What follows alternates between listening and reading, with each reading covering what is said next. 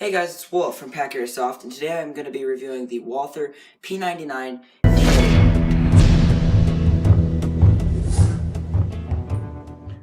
So guys, this is the Walther P99 DAO. It's a gun that I picked up on Airsoft Station with shipping for $60.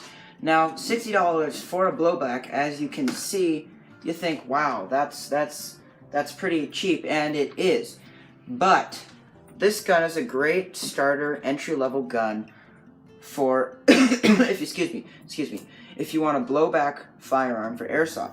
Now, it basically amounts to this. All it is a slide that moves back and forth. You're not going to cycle the slide to load around. It's an automatic feed. Now, this gun, like I mentioned, is not an open port design, so basically it is just going to be the gas propelling the slide backwards. Now, just ergonomically speaking, this gun is the most comfortable gun I've ever held.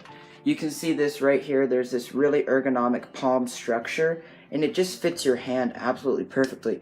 And I love the location of the safety, even though this isn't where the real safety is on the real steel. Let me focus the camera. Sorry. It's right here, so when you have your finger off the trigger, you can use it like that.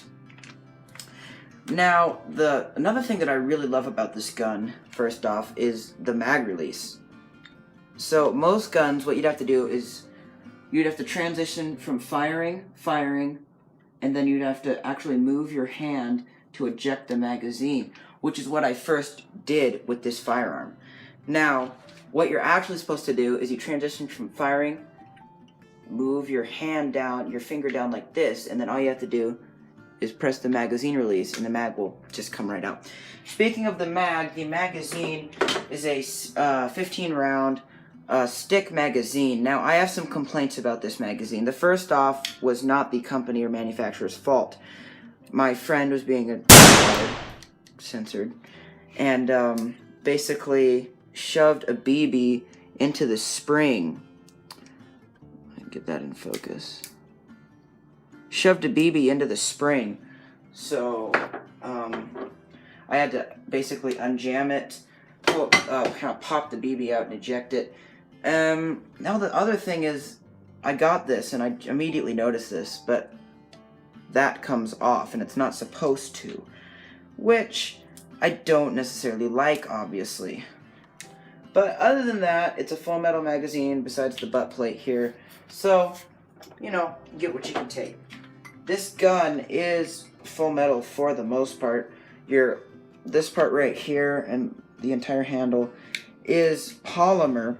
However, the slide, full metal slide, so that is going to kind of deteriorate, you know, this moving against polymer, the two, you know, unequal forces, so to speak. The trigger pull on this, I'm going to do one dry fire. It's a very heavy trigger pull since it's double action, so it's very kind of heavy trigger pull, but when you have CO2 and you don't really notice it as much.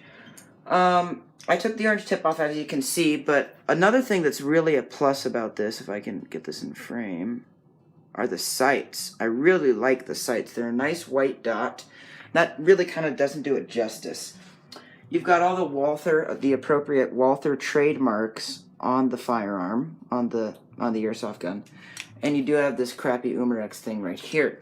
It was fairly easy to remove the orange tip, although I would not recommend that. Just a little disclaimer.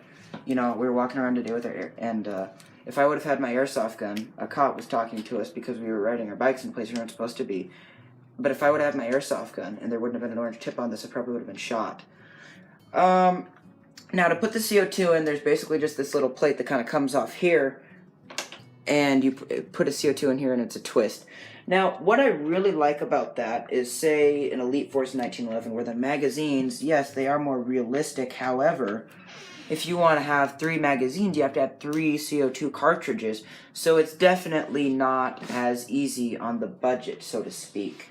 But, that being said, it is a really nice gun, and I would recommend it if you're looking for just a really cheap on the price and willing to sacrifice a little bit of quality and you do want a blowback. However, I feel that a better alternative to this would be maybe a Smith & Wesson MMP 40 or a USP by H&K. But, you know, this is definitely a blowback gun, and for what you pay for it, you definitely, trim that, and for what you pay for it, you definitely get a pretty good bang for your buck.